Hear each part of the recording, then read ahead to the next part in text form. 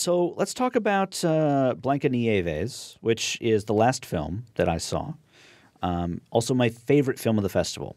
I could have probably gone home on Friday and not felt too bad, but I saw this one on the schedule early on Saturday, and I thought, I got to see that movie.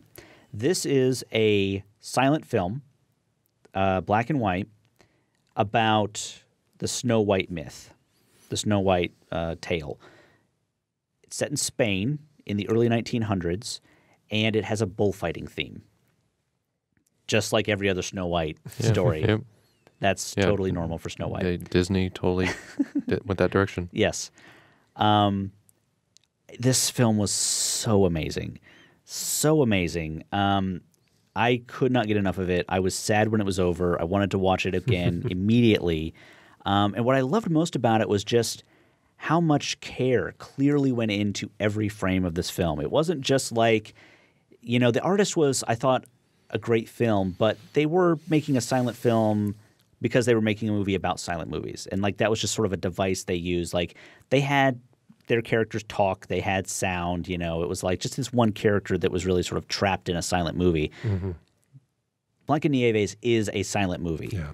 I mean, there's shots all over this that call back to Dreyer and all sorts of stuff. I mean, he does the Joan of Arc close-up several times, you know what I'm talking about, Mm-hmm. where it's the Joan of Arc silent film where he does that close-up, and it's really effective.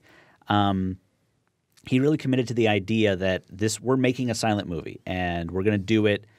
We're going to put everything on there just the way a silent movie director would have done it. We were not going to play around with the sound. We're not going to do any tricks. We're just going to do it.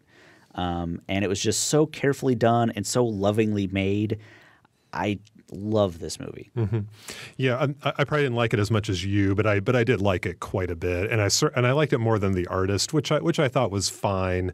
But The Artist, in addition to the other things you talked about, it kind of appropriated things from all of classic Hollywood. Like there was the controversial Vertigo score. There was kind of the homage to the Citizen Kane dinner table sequence and so forth. Yeah.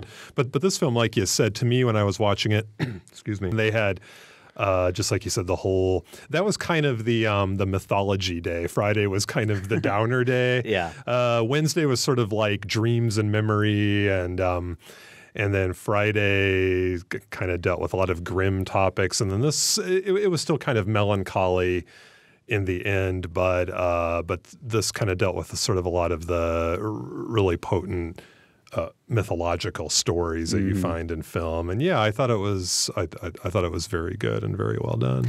Yeah, I mean, this is one of the I told John, I told John, hey, keep an eye out for this email from this guy about In the Family because selfishly I want to see it. Mm-hmm. This one, I just want to see it again. Like I told John, find this film and get a sense of it, and he was already familiar with the film. It played at Toronto last year, which is where Roger Ebert saw it, and he said he really wanted to see it then, but didn't get a chance to. So, fingers crossed on that one.